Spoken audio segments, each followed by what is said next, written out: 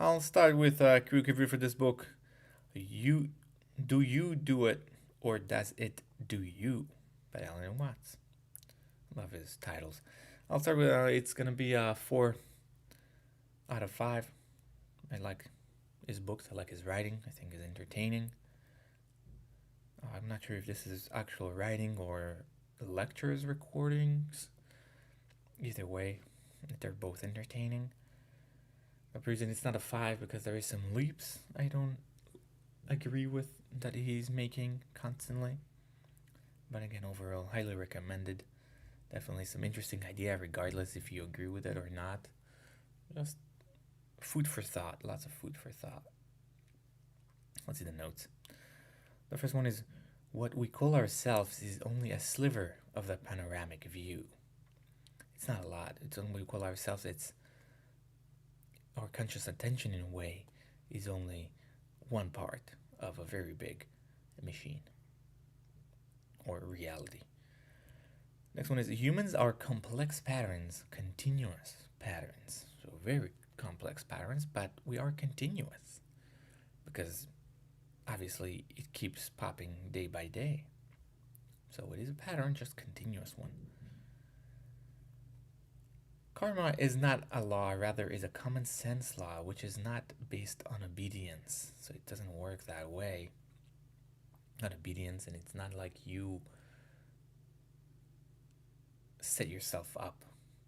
It's like kind of like, I think it's like something like that's the life you're chosen, which is like always a little problematic, but that's just you. Prosperity creates money, not the other way around. It's like saying, I want to build a house, but I ran out of inches. So he says that there is it's a common belief in economics that prosperity creates money, not money creates prosperity. Similar to when we say we ran out of inches when we build a house. It doesn't work like that. So we can increase prosperity, and that would increase money in turn.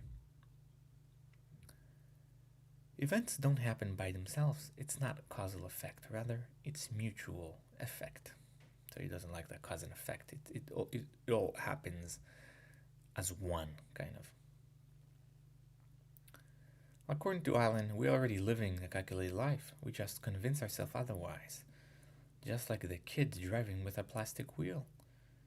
However, if there is no control, how can we make it worse? It's like two parts here. It's like we're already living the calculated or the uncalculated life, but we convince ourselves that we don't, or the controlled life. We think we have control over things, even when we don't really. It's like we're driving with a plastic wheel. You think you have control, but you don't really have control. That's what we convince ourselves that we do. But you have a question about it. If there is no control, how we can make it worse? You saying like you can make it worse, but if you have no control, how can you make it worse? The next one is we see control, but we don't think about what to do with it if we get it. We find out that we are looking for surprises. If we have everything we wanted, what would we look for? We would look for surprises. We don't want full control. Just like we delegate authority to our organs, we should delegate authority in business and trusting people. We don't suspect our organs. Can you breathe or can you pump the blood? I think it's the same way in business. You should delegate authority and trust people more. Agnostic comes from the word agnosia, which is knowledge by negation. What God is not. That's an interesting idea.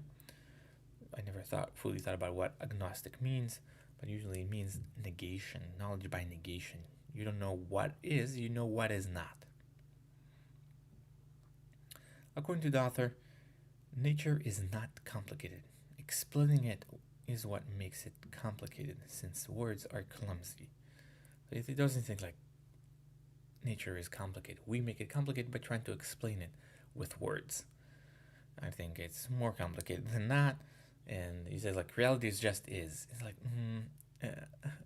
that doesn't explain anything, and there is definitely benefits of explaining it and trying to understand it.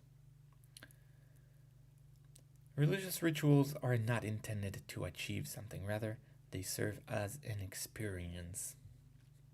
There is no point, exact point of rituals. Like the idea of it, at least.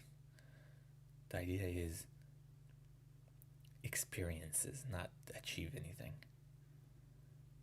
Zen is the art of sailing rather than rowing. I think that's a good analogy. Rowing requires a lot of effort. Zen is kind of like flowing with the flow.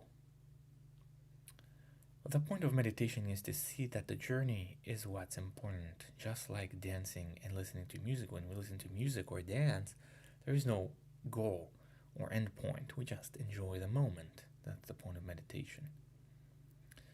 Next one is breathing shows us that it could be voluntary or involuntary, and the differences are arbitrary. There is no difference between voluntary and involuntary. We think we do, but it shows us that there is no difference. That you can breathe automatically or you can breathe consciously. It doesn't matter.